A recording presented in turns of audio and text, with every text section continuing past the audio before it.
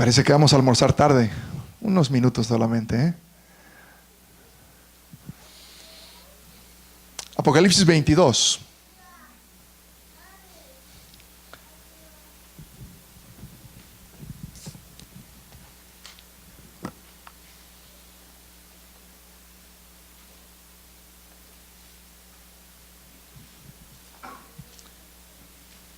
Vamos a leer hoy el versículo 7.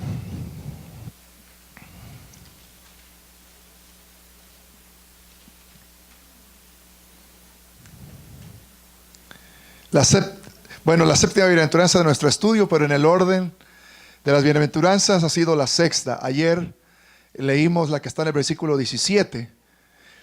Así que vamos a leer juntos esta bienaventuranza. Apocalipsis 22, 7. ¿Estamos listos? Vamos entonces. He aquí, vengo pronto.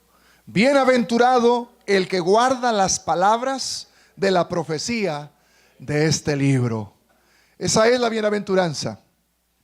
Y si tú recuerdas la bienaventuranza que aprendimos y leímos al comienzo de esta serie el domingo pasado,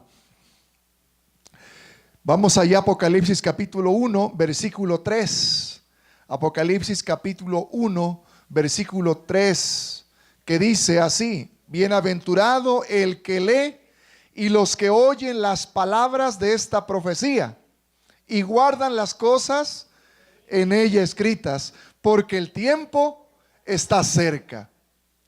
Como te dije hace unos minutos, comienza con esta bienaventuranza y termina con una similar. Ese es el orden quiástico de la composición literaria del Apocalipsis. Pero llama la atención que en esta última bienaventuranza ya no menciona leer y escuchar las palabras de la profecía. Ya solamente la palabra que usa es guardar.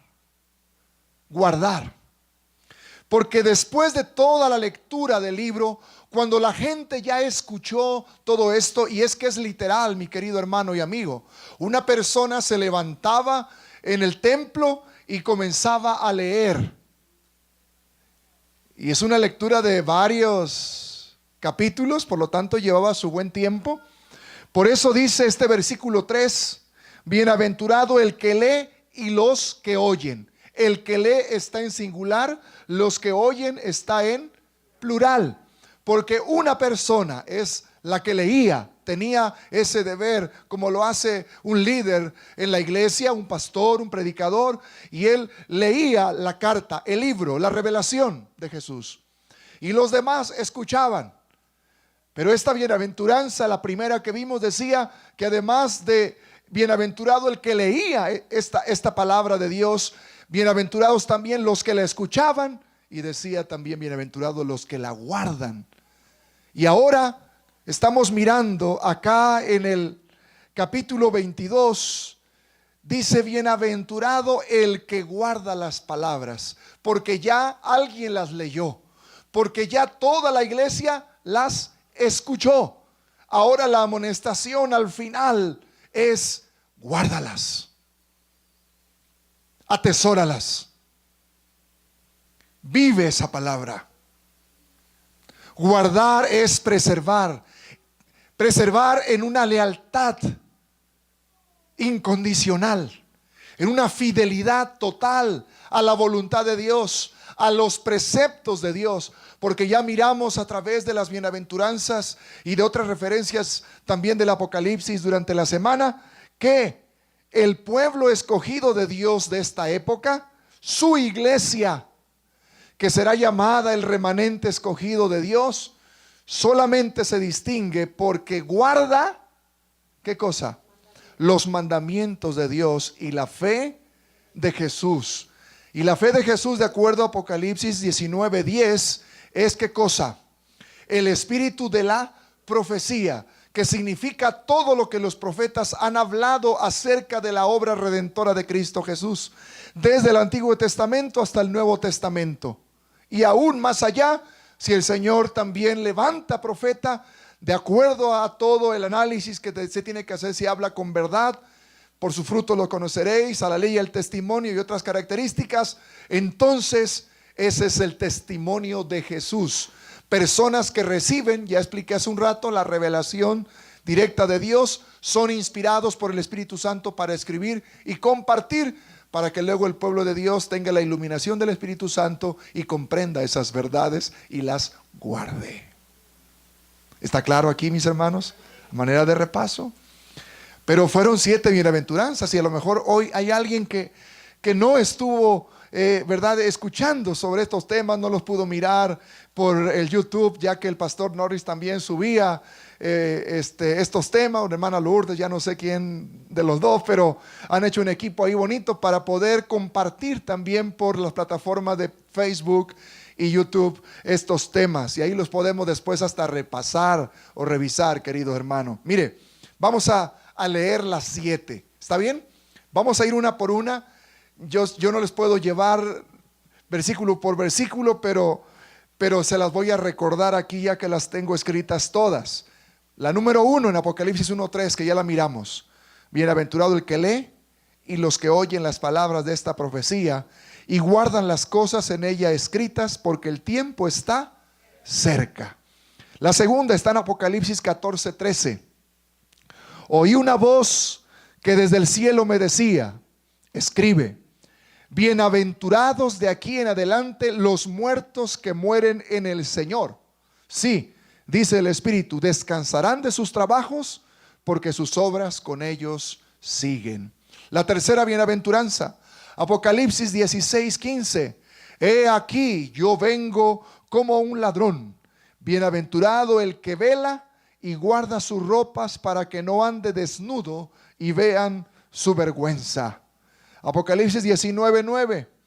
Y el ángel, en la cuarta bienaventuranza, y el ángel me dijo: escribe, bienaventurados los que son llamados a la cena de las bodas del Cordero. Y me dijo: estas son palabras verdaderas de Dios. La quinta bienaventuranza, Apocalipsis 20:6.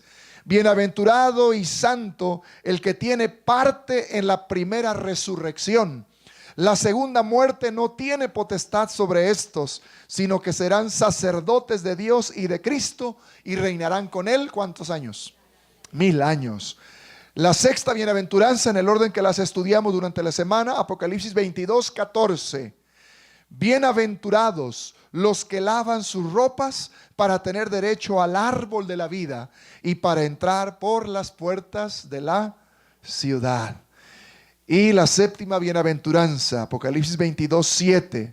He aquí, vengo pronto. Bienaventurado el que guarda las palabras de la profecía de este libro. No es casualidad de que sean 7 bienaventuranzas, porque en el Apocalipsis el número 7 es un número que representa plenitud. A veces hemos dicho también perfección, pero es mejor la palabra plenitud. Por lo tanto, por eso aparecen 7 trompetas, 7 sellos, 7 candeleros, 7 iglesias, y aquí 7 bienaventuranzas, plenitud. ¿Qué significará esto entonces, querido hermano, querido amigo?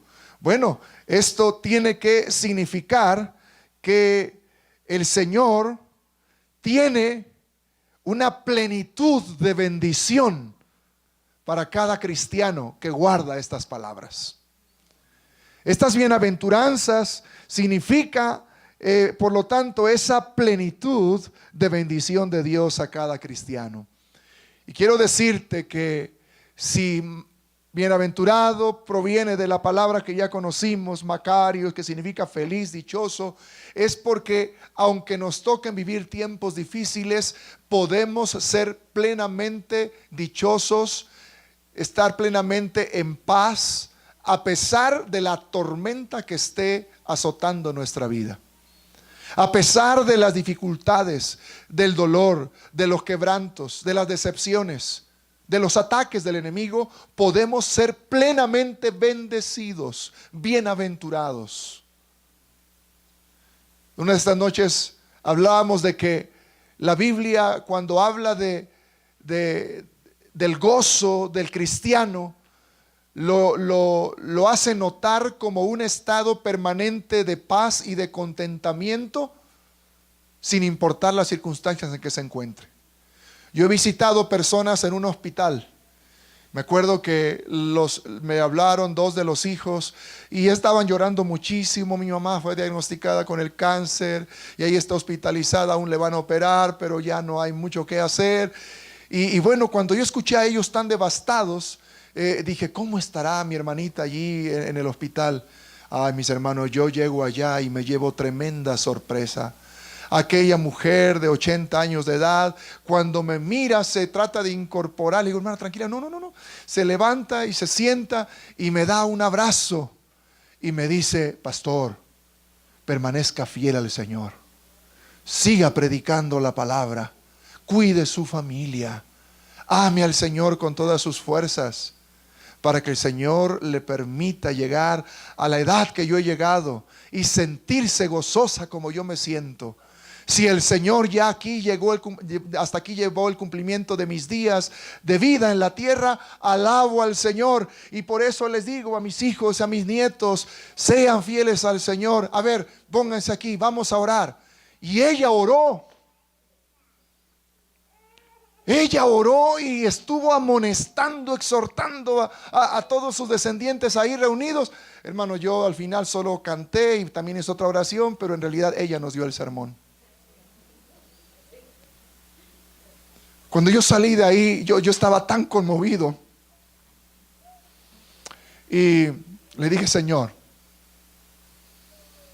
cuando tú bendices a una persona porque lo haces bienaventurado y le das esa calidad de paz que tú prometiste cuando dijiste, mi paz os dejo, mi paz os doy, no como el mundo la da. No se turbe vuestro corazón, ni tenga miedo. Ahí me doy cuenta de que guardar tu palabra es la cosa más hermosa que podemos experimentar en la vida. Nos hace bienaventurados. Y podemos tener paz, podemos tener gozo, aún en medio del dolor y de los problemas y las tormentas. Amén. Esa es la bienaventuranza de esta mañana, de este mediodía. El que guarda las palabras, el que las hace suyas y dice, esto me da la certeza de la presencia de Dios, la paz del cielo habita en mi corazón y se refleja, hermano, así como lo reflejó esta hermana en una cama de hospital, sonriendo, cantando, abrazando a sus hijos y exhortándolos. Solamente se puede cuando uno ya ha sido llamado bienaventurado y vive como un bienaventurado.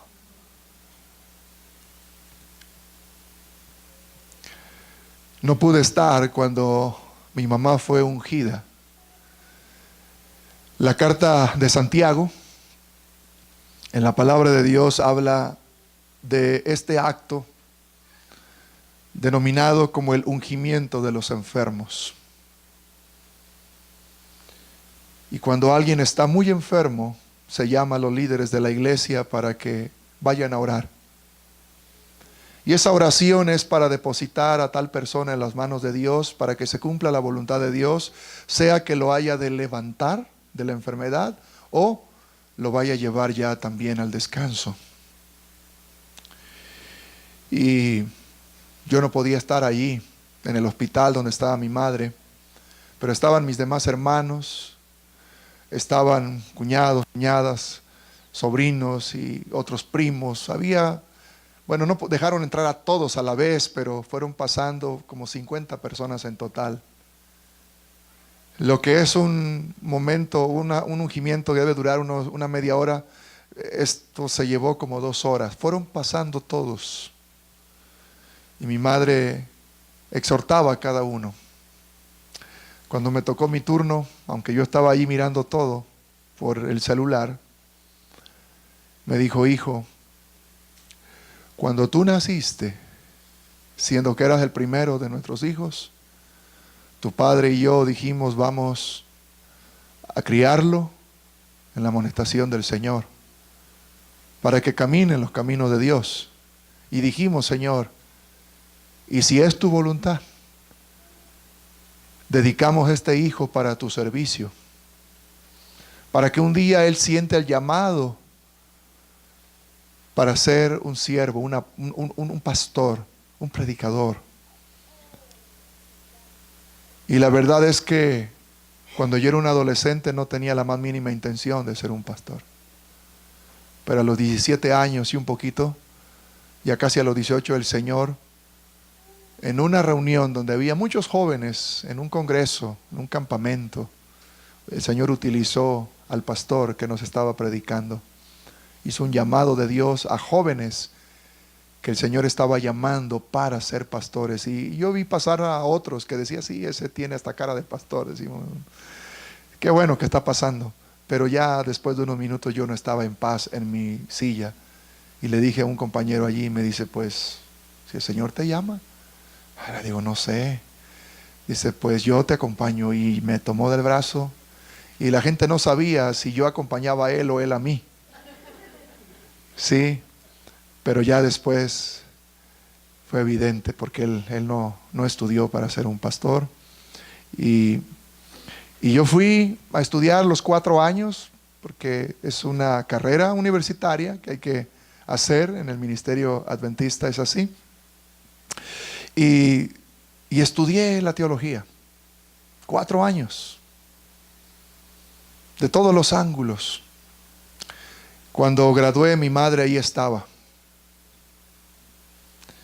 Y me dijo, hijo, hemos orado desde antes que nacieras. Hoy se cumple parte de la oración. Ya graduaste. Y mi padre también me dijo lo mismo. Pero finalmente un 26 de septiembre de 1998, hace 21 años atrás, era el mismo día para celebrar el aniversario de bodas con mi esposa. Estábamos cumpliendo apenas 5 años de matrimonio en aquel tiempo, en el 98. Y esa tarde de sábado se celebró una ceremonia que se llama la ordenación al ministerio. Y entonces allí se hace un acto, se celebra un acto donde eres consagrado y dedicado a la obra del pastorado. Ese día mi padre y mi madre me abrazaron y me dijeron, ahora eres un pastor. Predica la palabra. Y mi madre a través del celular, por esa videollamada, me dijo, hijo, sigue compartiendo la palabra para que haya más personas que la escuchen y la guarden. Así que por eso tenía que venir y estar con ustedes esta semana. No es el compromiso con mi madre, es el compromiso con mi Dios. Y aunque el corazón se sienta dolido y triste, la paz de Cristo sobreabunda y es más grande que cualquier otro sentimiento que llega a nuestro corazón. Así que, hermano querido, yo no sé cómo está tu vida hoy.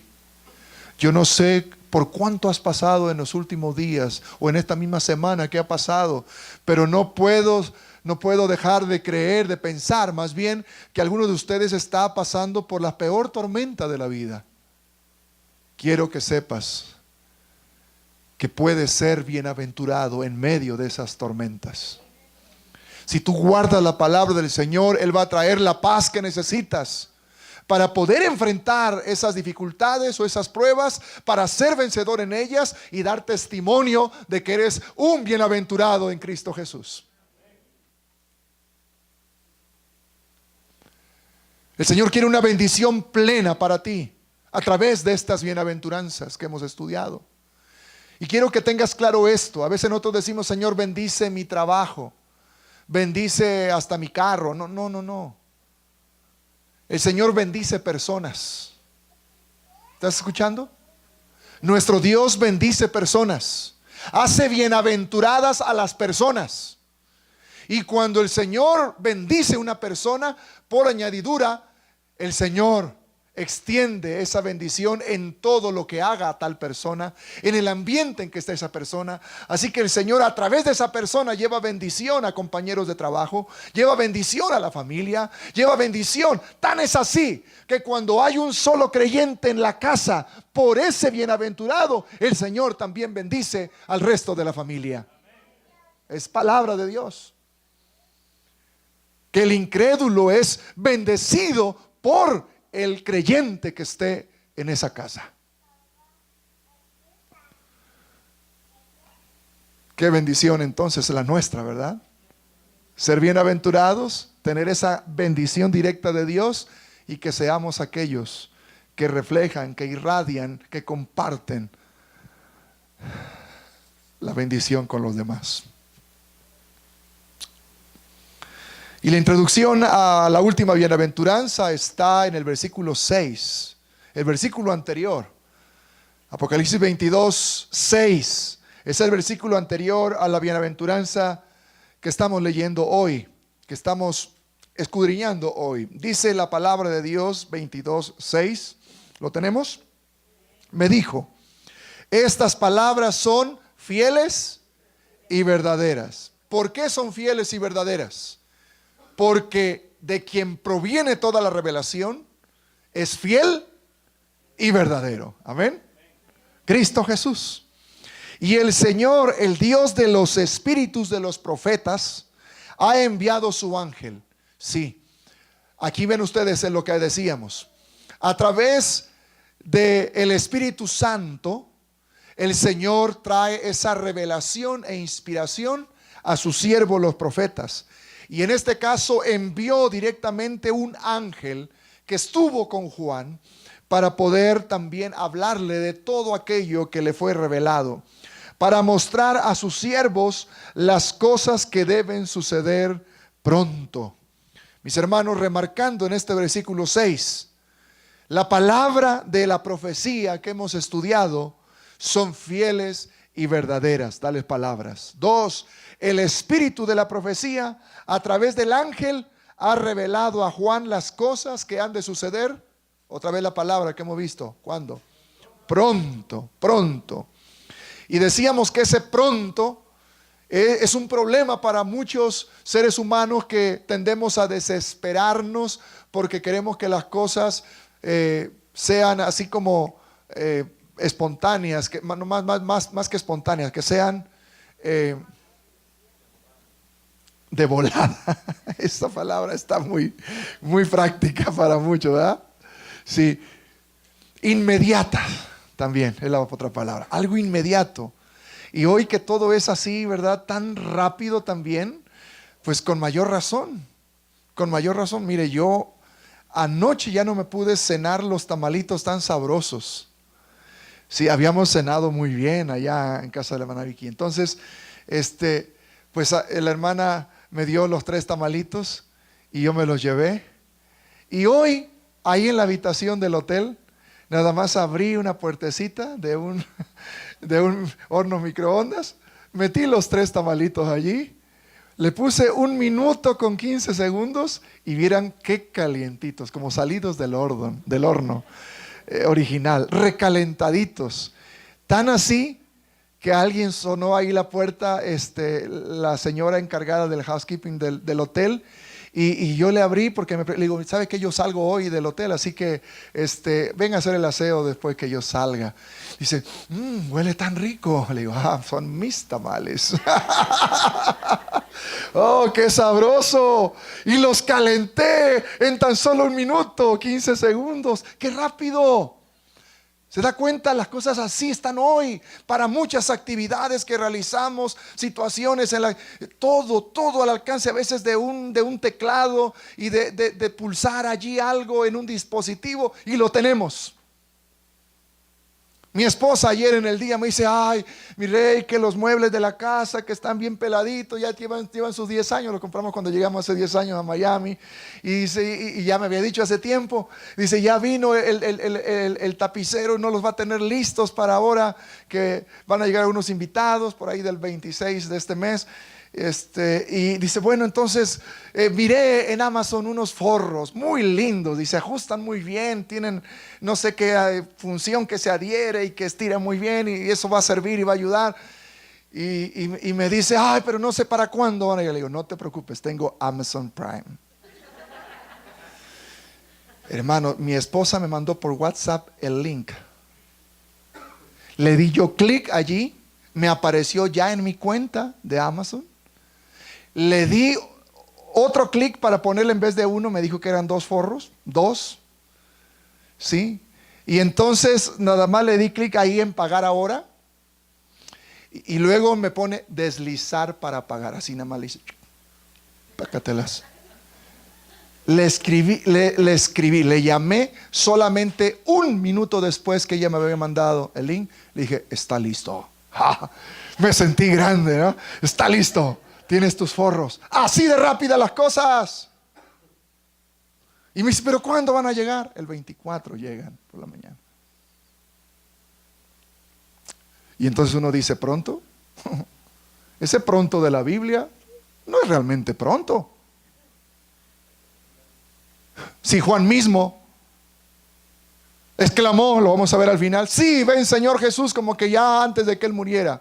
El apóstol Pablo dice, y luego nosotros, los que hayamos quedado de pie, seremos levantados después de los muertos en Cristo, que ya se han encontrado en el aire con el Señor. Él pensaba que iba a estar vivo para ese momento también. Han pasado 2000 años.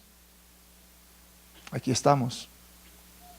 Pero es que en el tiempo de Dios, en la eternidad de Dios, 1000 años son como un... No se olvide lo que dice 2 de Pedro 3:8. 1000 años son como un día. No ha pasado grande tiempo. Y también el mismo apóstol Pedro dijo, es que es paciente, no queriendo que ninguno perezca, sino que todos procedan al arrepentimiento. Es la misericordia de Dios que después de 2000 años de haberse escrito este libro, aquí estemos con la certeza de que Cristo viene pronto.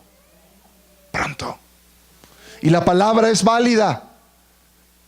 Pronto el Señor vendrá. He aquí, vengo pronto. Bienaventurado el que guarda las palabras de esta profecía, de este libro. Y qué importante es, mis hermanos, que también la palabra guardar la asociemos con recordar. Cuando tú guardas la palabra del Señor, tú la recuerdas. No sé si alguna vez usted escuchó aquella anécdota de un niño que su padre, cuando platicaba con él, le decía, hijo, si alguna vez hay una emergencia, por ejemplo un incendio, por favor, haz esto, aquello y allá y ponte a resguardo, porque yo voy a venir para rescatarte. El padre era un bombero. Así que eventualmente ocurrió esa emergencia. Y el niño hizo todo lo que el padre le dijo. Y estaba un caos en todo el edificio y gente que corría y demás, pero él se puso donde su padre le dijo, hizo lo que debía hacer para poder respirar con todos esos trapos húmedos que debía tener allí, y esperó, porque le dijo el máximo tiempo de respuesta es tanto, y en lo que subimos, llegó acá. De repente se abrió la puerta, el padre llamó y dijo, aquí estoy, papá. Y el niño salió en los brazos ya de su padre. Y entonces todos asombraron. Dije, pero ¿cómo tu hijo aguantó ahí y permaneció? Yo le dije. El niño guardó la palabra de su padre y esperó. Tal como le había prometido su padre, así sucedió. Así que esperar es recordar las palabras del Señor para los momentos en donde hay que aplicarlas. Y uno dice, tengo que recordar ahora lo que yo he leído y aprendido en la Biblia, porque es necesario para esta crisis que estoy viviendo. En la Biblia hay personas que recordaron y otros que olvidaron. Pero alguien que a mí me asombra tanto es que un jovencito llamado David, hijo de una familia temerosa de Dios de la ciudad de Belén, ese muchachito era un pastor de ovejas. Era el más chico de la familia y su padre lo enviaba a cuidar allá las ovejas, en los rebaños. Y allí el muchacho cantaba, llevaba su arpa. Se cree que hasta él diseñó y fabricó algunos instrumentos musicales que dieron forma a algunos instrumentos que hoy existen ya de manera más moderna.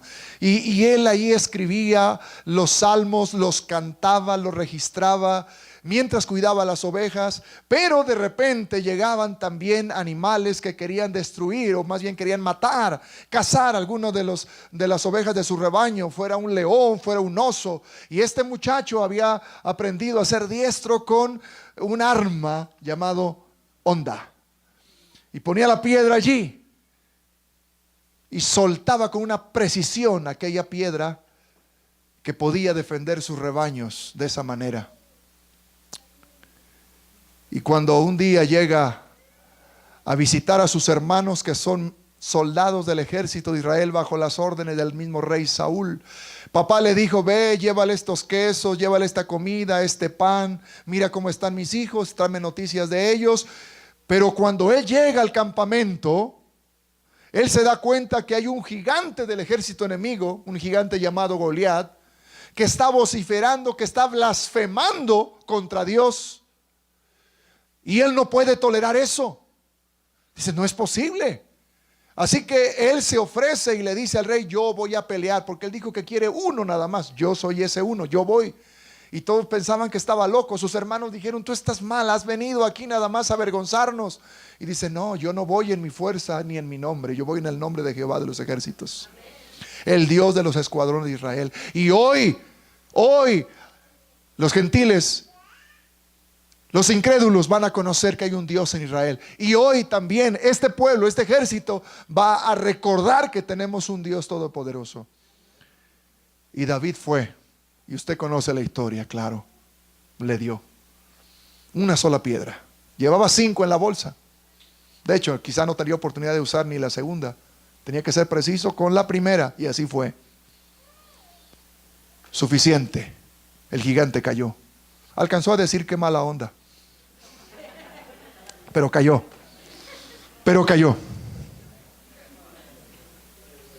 Pero para David era buena onda, usted lo ha dicho. Buena onda en las manos de Dios.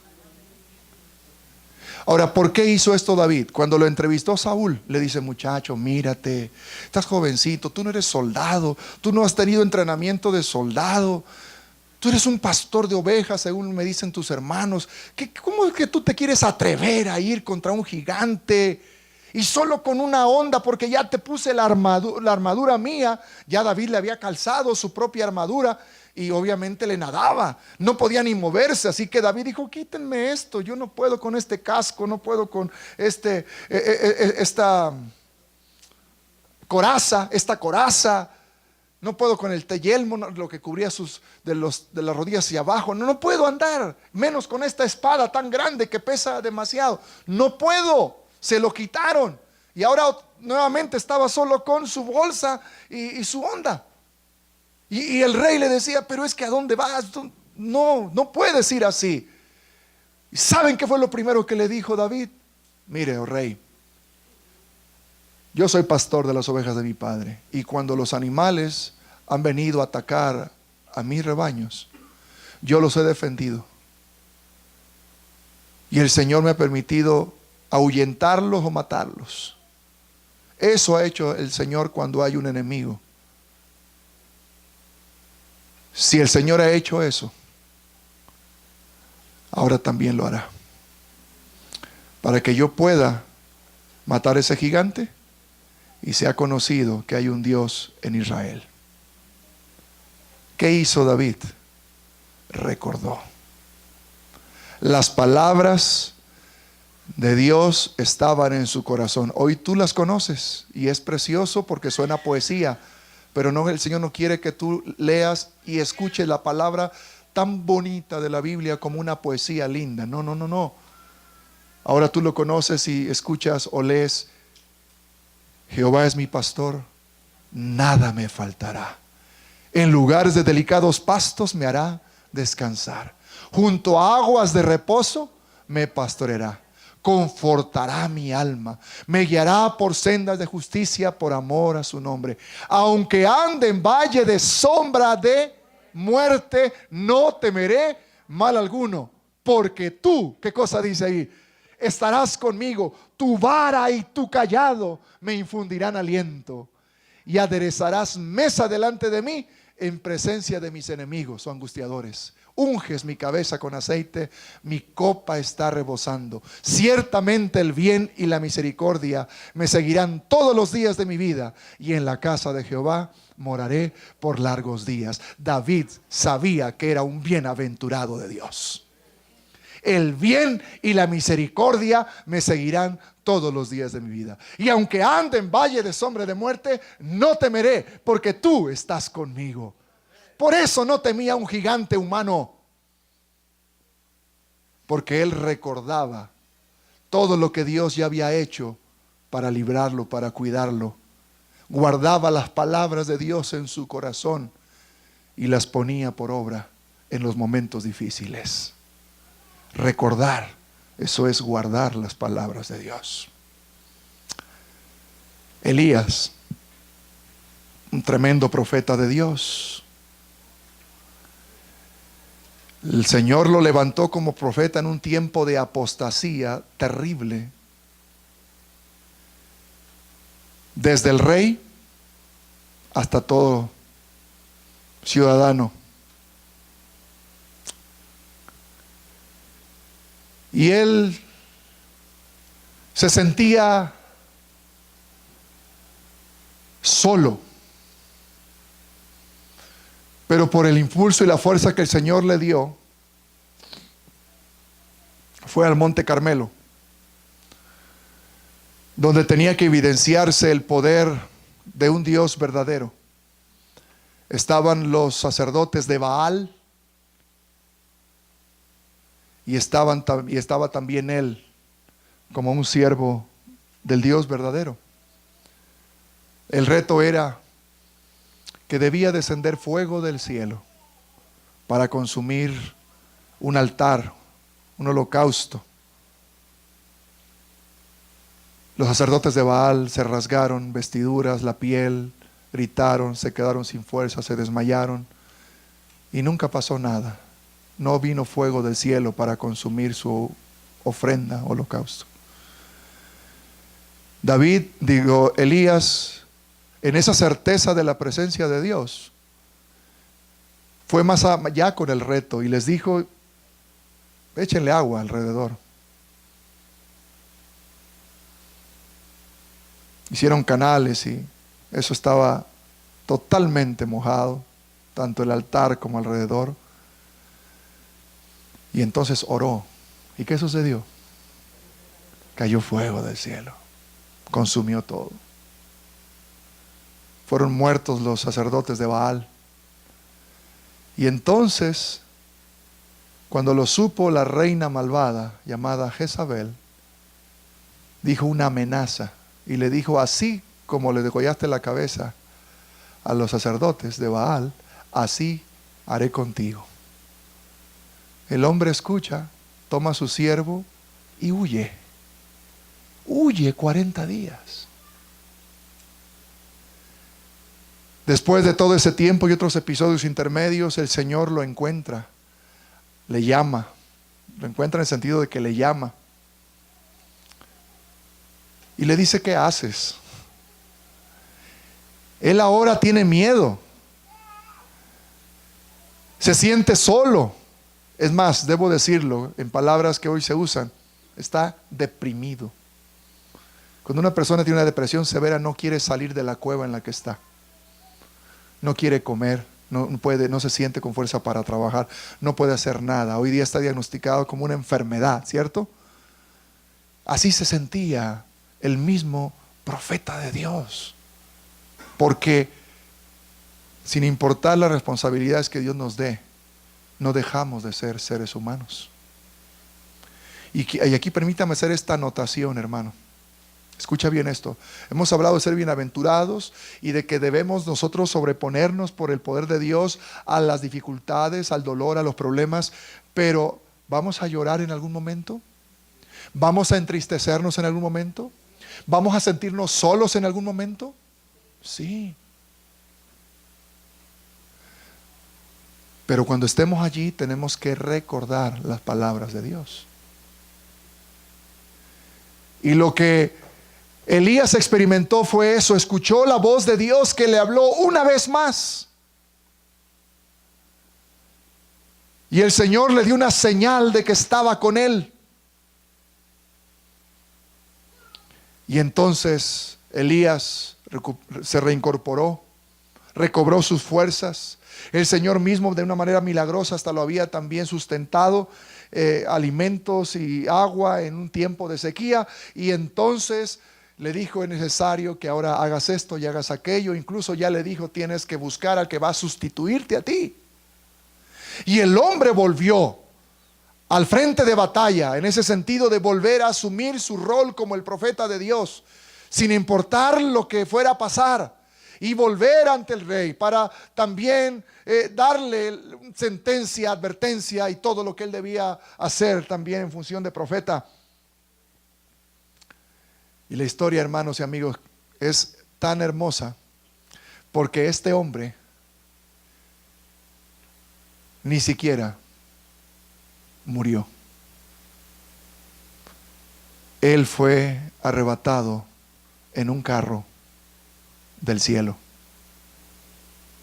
El profeta Eliseo lo vio.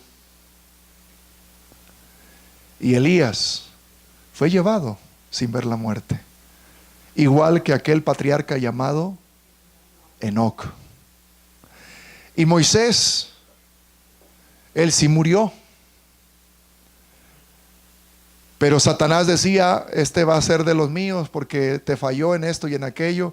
Pero el Señor conocía el corazón de Moisés, que a pesar de los errores siempre volvió a Dios. Y de acuerdo a la palabra de Dios en la epístola de Judas, hay cosas que a veces cuando las digo me quedo con la inquietud porque no todos conocemos, ¿verdad?, exactamente lo que hay en la palabra de Dios. Y si usted quiere mirarlo junto conmigo, lo puede hacer ahora, porque yo prefiero esto, aunque nos toma un minuto más, ¿sí? Pero nos quedamos con el mensaje completamente claro. Y mira el versículo 9. San Judas tiene un solo capítulo, así que no decimos capítulo, sino que decimos solo Judas 9, versículo 9. Pero cuando el arcángel Miguel, ¿quién es Miguel? Cristo. Recuérdelo bien, Miguel es el nombre de batalla, de guerrero de Cristo Jesús. En la Biblia, Miguel es el nombre de batalla de Jesús. Pero cuando el arcángel Miguel contendía con el diablo, disputando con él por el cuerpo de Moisés, no se atrevió a proferir juicio de maldición contra él, sino que dijo: el Señor te reprenda. Jesús y el diablo contendiendo por el cuerpo de Moisés. Ya sabemos quién ganó la batalla, ¿verdad? Cristo Jesús.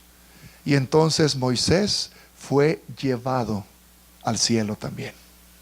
Es por eso que cuando Jesús está agonizante, porque nuestro Señor Jesucristo, hermanos, tomó nuestra humanidad. Así que Él también en algún momento estaba experimentando la ausencia de los discípulos, como también hasta de el mismo Padre Celestial por la carga del pecado. Y llegó a decir: Señor, si es posible, pase de mí esta copa, pase de mí este sufrimiento. O sea, no quisiera yo experimentar lo que viene, que es la muerte, el martirio, el dolor. Pero si esa es la voluntad del Padre, yo la voy a cumplir. No sea lo que yo quiero, sino lo que tú quieres, Señor. Y ahí estaba el Señor. Y en un momento previo a todo aquello, para confortar al Señor, hubo una transfiguración que contemplaron los mismos discípulos. ¿Quiénes aparecieron allí en la escena? Moisés y Elías. Moisés y Elías. Ahora Elías viene a confortar a Jesús. Elías, que en algún momento estuvo metido en la cueva, temeroso, deprimido, pero el Señor lo había llamado de nuevo. Él por un momento estaba olvidando la palabra que había guardado en su corazón, que Dios le había llamado. Pero cuando él volvió a escuchar la palabra de Dios, se levantó de nuevo y cumplió la misión que tuvo hasta que el Señor lo arrebató a los cielos. Mi querido hermano y amigo, si en algunos momentos también a ti te pasa o te ha sucedido de que te sientes así indefenso, te sientes tan vulnerable, te sientes temeroso, debes saber que el Señor entiende cómo te sientes. Porque el Señor Jesús en algún momento también experimentó la soledad, la tristeza, pero siempre dependía del Padre Celestial para salir y cumplir la misión. Y es lo que tú y yo tenemos que hacer. Recordar las palabras que hemos guardado y entonces salir de esa cueva, salir de esa aflicción y en el nombre de Jesús seguir siendo bienaventurados suyos. El Señor nos llama a salir recordando las palabras que hemos aprendido, que hemos guardado.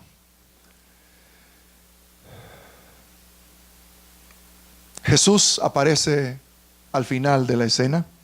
Y quiero que mires conmigo, vamos a concluir, mirando lo que dice Jesús mismo, desde el versículo 16.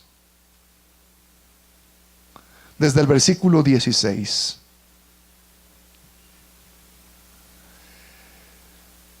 Juan desaparece de la escena. Y ahora nuestro Señor Jesús toma la conclusión de este libro del Apocalipsis. Jesús ha sido revelado en todo lo que hay en el libro. Jesús anhela que todas las iglesias del Asia Menor que debían recibir esta carta, este libro de la profecía, guardaran las palabras, guardaran su mensaje, para que cada una de estas iglesias pudieran tener la certeza de que Jesús vendría y vendría pronto.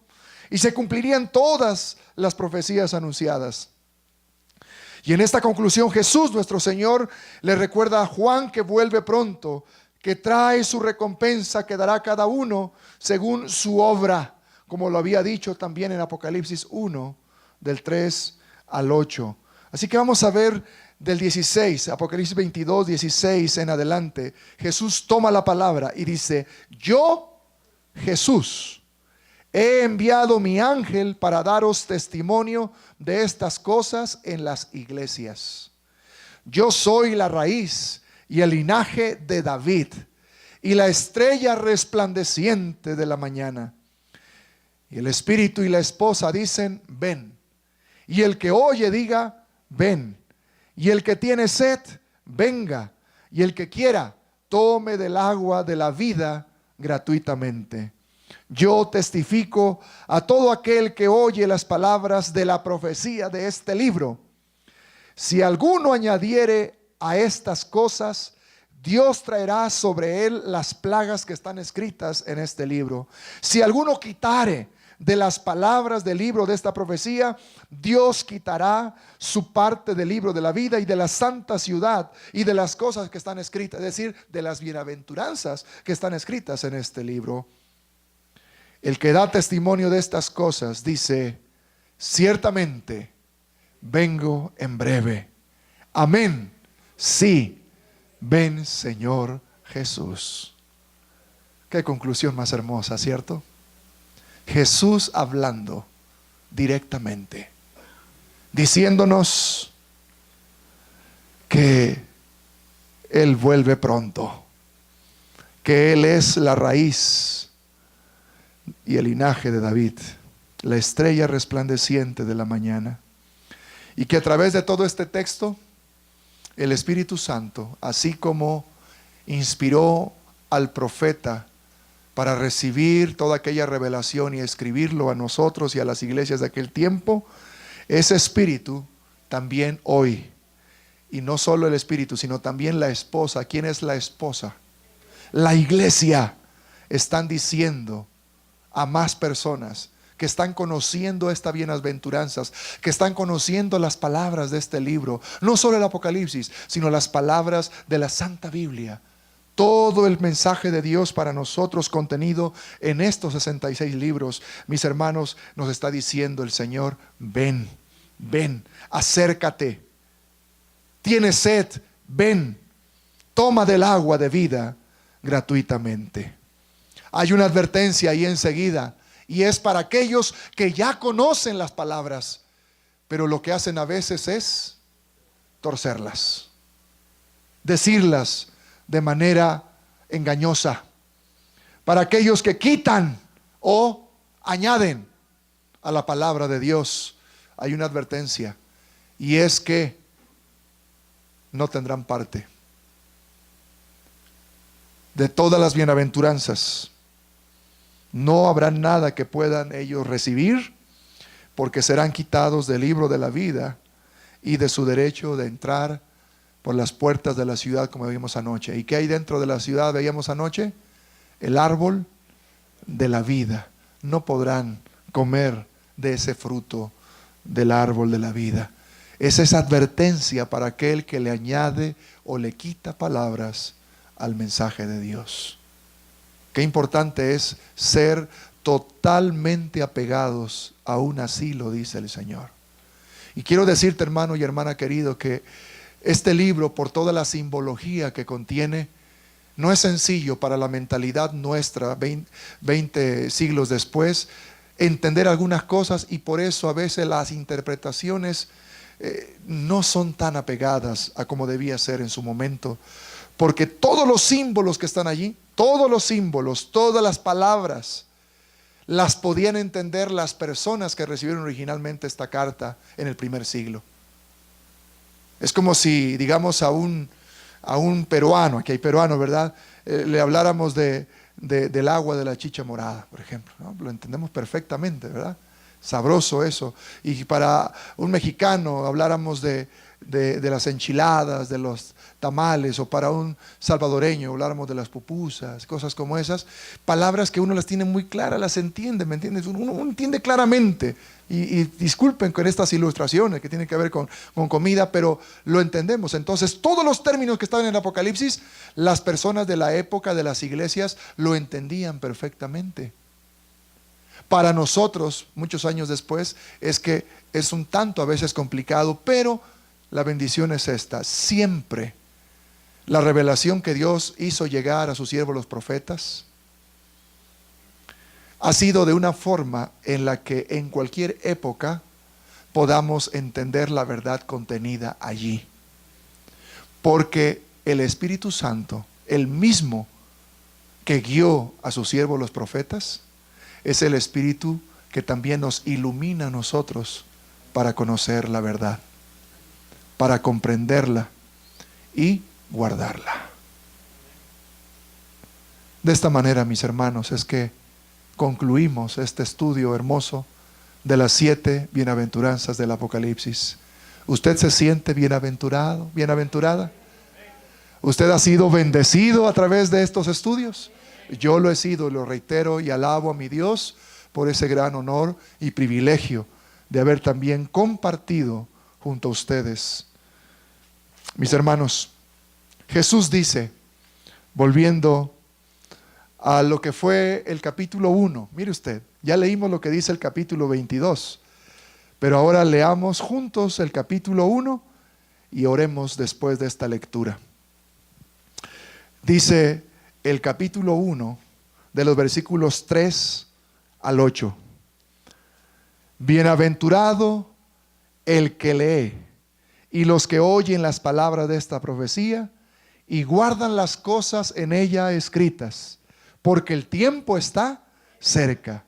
Juan, a las 7 iglesias que están en Asia, y también voy a agregar aquí, permítame, a la iglesia que está en Denver: gracia y paz a vosotros, del que es y que era y que ha de venir, y de los 7 espíritus que están delante de su trono, y de Jesucristo el testigo fiel, el primogénito de los muertos y el soberano de los reyes de la tierra, al que nos amó y nos lavó de nuestros pecados con su sangre y nos hizo, ¿qué cosa?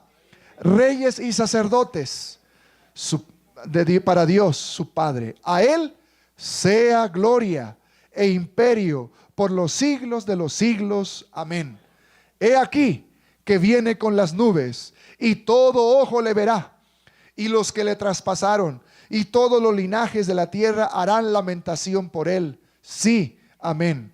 Yo soy el alfa y la omega, el principio y el fin, dice el Señor, el que es, el que era y el que ha de venir, el Todopoderoso.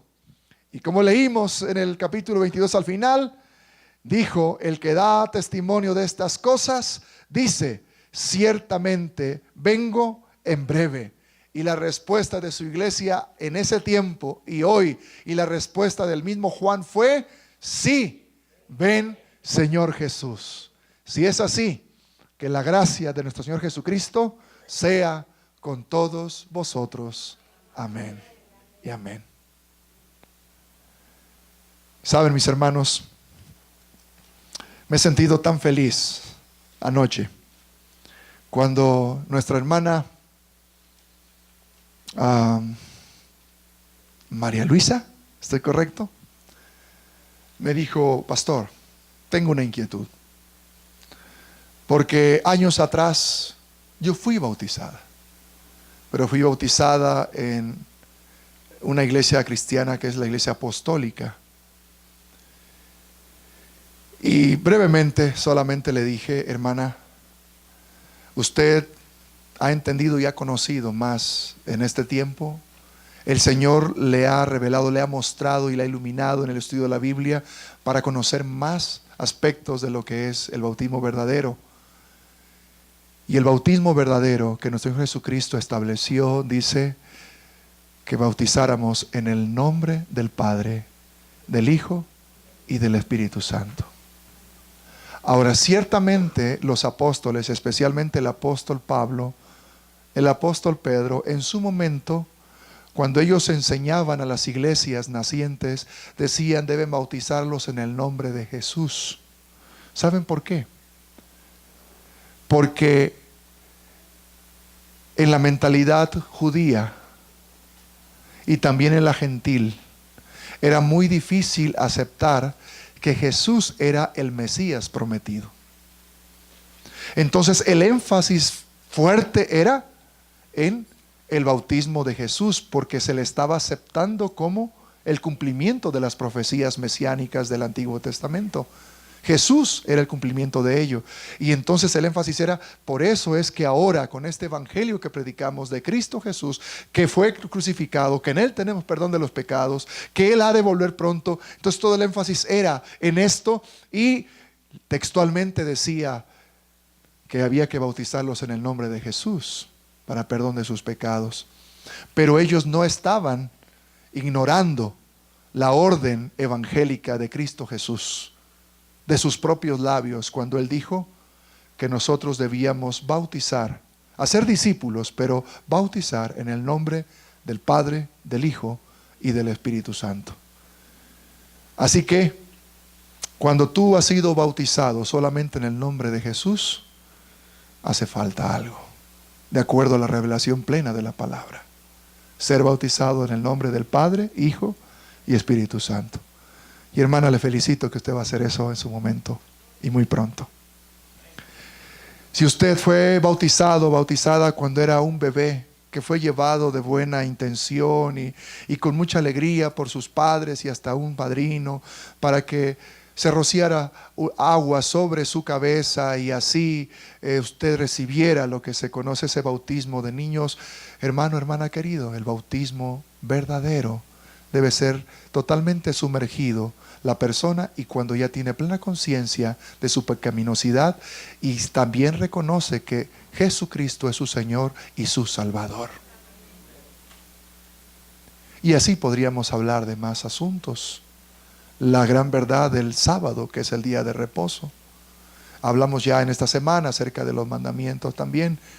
Y cuando tú has recibido ahora esta nueva luz, el Señor iluminó a través de su Espíritu Santo la lectura de la Biblia, fuiste conociendo más y más, ¿Qué es lo que vas a hacer con eso ahora, querido hermano y hermana? Lo mismo que nuestra hermana María Luisa. Guardar esas palabras es obedecer la voz de Dios. Obedecer la indicación que Dios te ha dado para que estés en armonía con su perfecta voluntad. No sé en qué áreas de tu vida tú necesites todavía decirle: Señor, dame fuerza, dame de tu espíritu para que yo tenga el valor de tomar decisiones que me lleven a alinear mi vida con tu perfecta voluntad, para que yo pueda guardar tu palabra, guardar tus mandamientos, no solo haberlos oído, no solamente haberlo leído, sino guardarlo fielmente para ti. No es para ningún ser humano, mi querido amigo. Eso es para glorificar a nuestro Dios. Es solamente para honrar a nuestro Señor Jesucristo.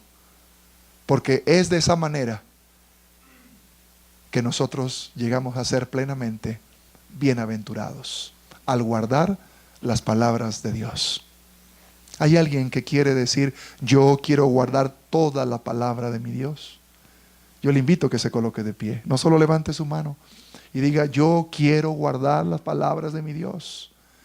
Yo quiero alinear mi vida a la voluntad de mi Señor. Lo que Él me ha dicho en su palabra lo quiero hacer, porque he aprendido a amar a Dios y lo voy a hacer por amor a Él. Recuerda que Él te dice: si me amas, guarda mis mandamientos. Si tú amas al Señor, guardarás su palabra en tu corazón. El Señor te bendiga y que la gracia de nuestro Señor Jesucristo sea con cada uno de ustedes. Ese es mi deseo, esa es mi oración. Permítanme hacer esta oración para concluir. Nuestro Dios y nuestro Padre amado, muchas gracias, porque al leer tu palabra, tu Espíritu Santo ilumina nuestras mentes y podemos comprender verdades maravillosas en ella. Pero también nos invita a que podamos guardar esas palabras en nuestros corazones, lo cual significa estar listos, dispuestos, gozosos a obedecerte. Y esa obediencia no es por temor, no es por conveniencia, es una obediencia por amor, motivada por una correspondencia de amor al amor que tú nos has dado primero en Cristo Jesús. Así que te entregamos nuestras vidas, oh Dios, porque cuando pasemos por los valles de sombra de muerte, porque cuando estemos en las tribulaciones, porque cuando vengan los tiempos más complicados de la historia de este mundo, y si aún estamos con vida, nosotros mantengamos nuestra lealtad a ti, guardemos tu palabra y tu precepto, tu mandamiento en nuestro corazón, sigamos siendo parte de este remanente que proclama un mensaje de los tres ángeles que contiene la gracia, el juicio y la obediencia. Y así, oh Dios, estemos firmes de pie para recibir a nuestro Señor Jesucristo. Que la gracia suya sea con todos nosotros. Que hoy sintamos su paz. Que hoy nos sintamos bendecidos. Y que hoy hasta el último día seamos bienaventurados y bienaventuradas en Cristo Jesús. En Él oramos, porque en Él esperamos. A Él sea la honra y la gloria por los siglos de los siglos. Amén. Amén. Y amén. Permanezca así de pie para cantar Jesús pronto volverá, Efrén. Mientras, hermanos, busque el himno. La iglesia del Centro Cristiano se siente agradecida con el pastor Carballo. ¿No es cierto, hermanos? Sacrificó una semana de estar con su familia, sus hijas, por estar con nosotros. Estaba a punto de cancelarlo, pero decidió venir. Y aquí un gesto, pastor, de nuestro aprecio por usted, por sus mensajes, que ojalá les sirvan para ir de cena por ahí con su familia entera. Gracias, que Dios te bendiga. ¿Cuánto? Es de todos, hermanos. Están agradecidos, levanten su mano, que Dios te bendiga. Al cantar, recordemos que Cristo viene por un pueblo que debe estar unido y debe estar precisamente en el espíritu correcto. Este himno lo va a expresar así: Jesús pronto volverá. Cantemos con gozo, con ánimo, que Cristo está a las puertas. Dice así: Jesús pronto volverá al mundo con gran poder. Promesa nos dio y la cumplirá, su rostro podremos ver. En gloria y majestad vendrá nuestro Salvador, pues señales por doquier anuncian al Señor. Muy pronto el Señor vendrá y el pueblo que le esperó del vil tentador librado será, por Cristo quien lo salvó. Sus hijos disfrutarán de Cristo la comunión y por siempre gozarán su eterna salvación. Del norte y del sur vendrán trofeos del Redentor. Las islas del mar sus joyas darán, que adornen al Salvador. Los santos